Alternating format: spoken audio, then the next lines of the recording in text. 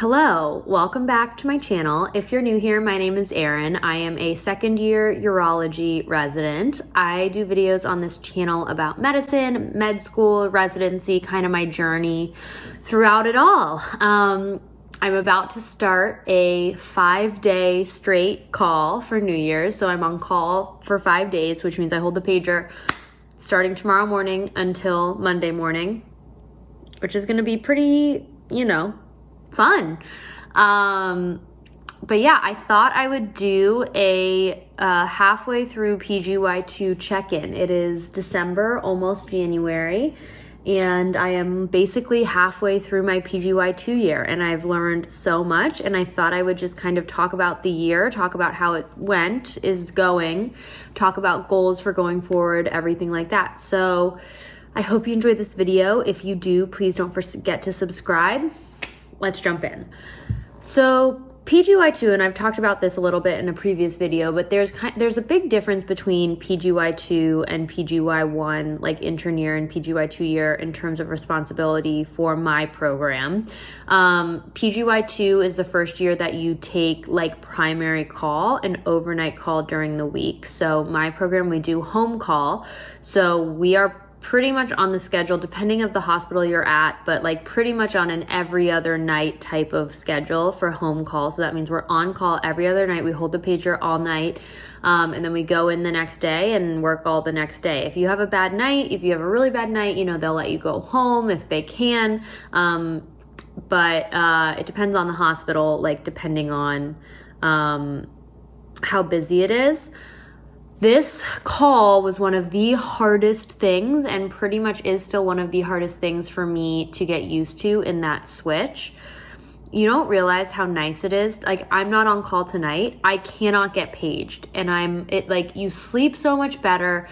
You're not anxious. Like, you can do stuff. Like, I could go do something right now if I wanted to. I'm not going to, but I could if I wanted to. But it really, for me, like, some people, I feel like it's like, oh, yeah, I'm on call, like, whatever. For me, like, I think it affects me more. I just get very anxious when I'm on call. I really worry about getting something that I'm not able to handle, or getting something that I do the wrong thing and there's not as much support overnight. And I like don't, even though like our chiefs are literally the best and they're like, call me with anything, like I hate to wake them up for some dumb question.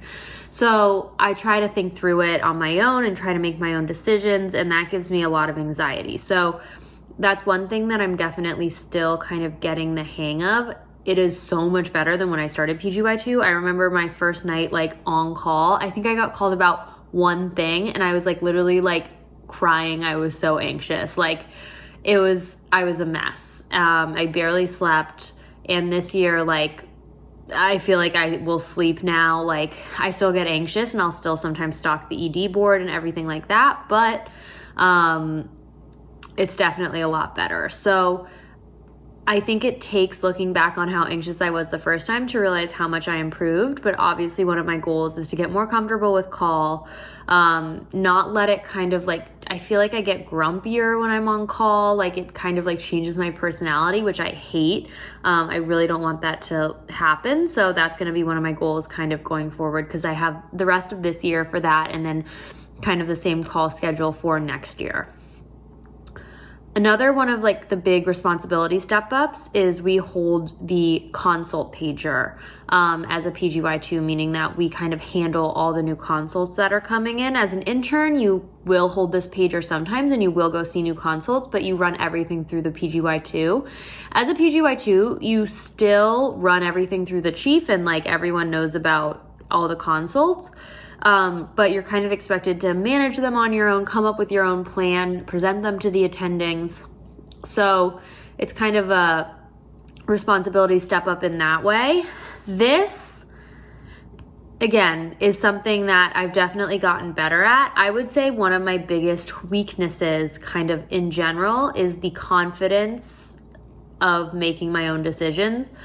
I question every single decision I make, every single one, like whether it be an antibiotic dose, like every single decision. And I need to get better at just like not doing that, like be confident in my decisions.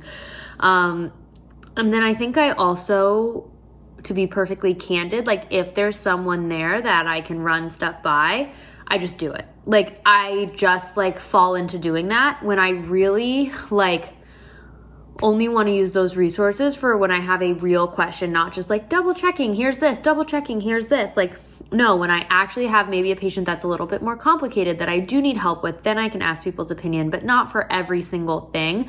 I need to be more confident making these decisions on my own. So that's something that I'm really going to work towards the second half of the year. I still have not gone to our busiest hospital yet. So that's going to be something starting in February, like February through June, I think it is. Is that right? February, March.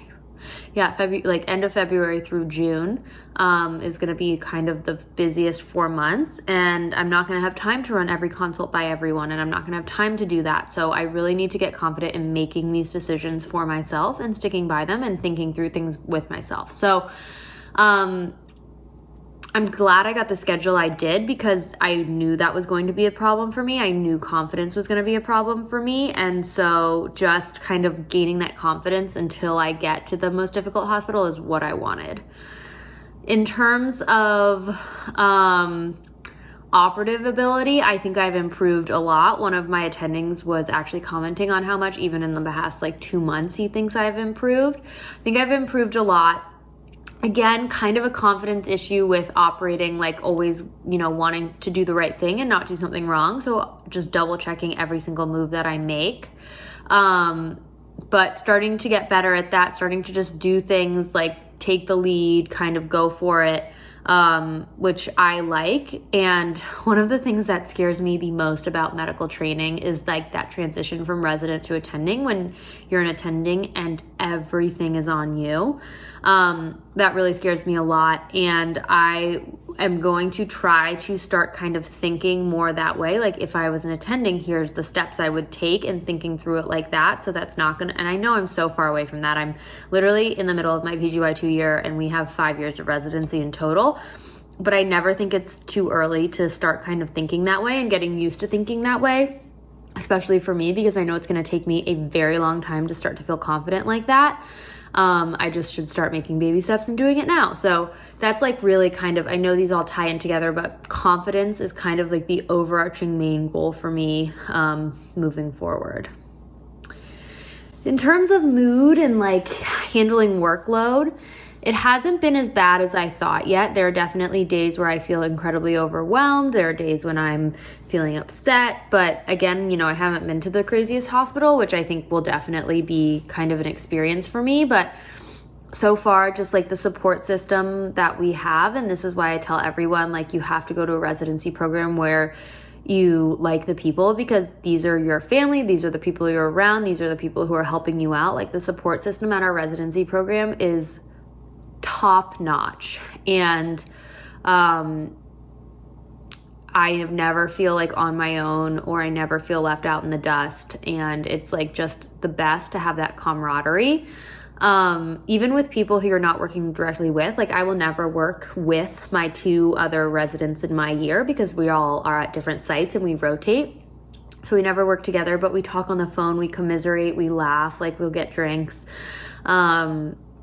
So yeah, the camaraderie and all of that, I feel like I'm bonding with them. I'm excited to bond more with the interns. I have not had like really many intern experiences. My first 4 months at the first hospital I was at, I didn't have an intern. And then that's the way my schedule worked out. And then these 4 months, I also don't have an intern. That's like normal. There's not an intern at the hospital that I'm at. So next 4 months, I'll have one for all 4 months. I'm very excited about it, but I'm just looking forward to getting closer to them and getting closer to the people in other years. And we still hang out a lot. This most recent wave of COVID is kind of putting a damper on those things, but I do feel the support. We text all the time, and all of that's going really well. I also feel like in terms of my relationship with the attendings, I feel like they're starting to trust me a little bit more. They're starting to value my opinion. I feel more comfortable voicing my opinion, and I used to think like, oh, everything I say is dumb. Like they've already thought through everything I'm saying. Like they're 3 steps ahead of whatever I'm thinking of. And now I feel like even though that's definitely the case, especially in more complicated onc cases or big open cases where I just don't have the experience. I think I feel more comfortable speaking up and thinking of making suggestions. And actually one time in the operating room, like I made a good suggestion and we tried it. So that is really cool to kind of see how my knowledge base is expanding and how it is actually applicable in these settings. In terms of knowledge base, like that is another area though that I do feel like I have not been doing as well on this year. PGY2, you're just with the call. And for us, like you hold the console pager all day and then every other night you hold it at night, and it's just pretty busy. Like it's a very busy year. It's exhausting during the day. Like at night, you don't want to come home and like read or study or do research. And I really haven't been, which is not ideal. I really want to maybe start doing more of that. I'm saying that now, and I'm about to head into like the hardest rotation where I'm sure that won't be happening. But I really want to like focus more on reading, studying, getting like core curriculum down, getting more into the nitty-gritty of operations, like reading operative technique, little skills. Just really, really want to feel more comfortable in the operating room and kind of know not just one way to do things, but multiple way to do things, and be really, really comfortable with anatomy. And I just think that would increase my confidence even more. So I'm really going to try and do that. I am getting involved in more projects. I'm on a couple research projects that I'm actively working on, like actually doing stuff. I wrote an intro for one the other day that I sent to someone, and then she sent me edits, and I do need to like edit those edits and work on it a little more, but it's in progress. I'm working on a video for another like sexual medicine conference. So I feel like I've increased that when compared to last year. I've been doing a little bit better on getting involved in more projects. I have like a couple projects in the pipeline that I really want to work on, a lot of video-based projects, obviously, because that's my passion. But yeah, so I think that's been going pretty well.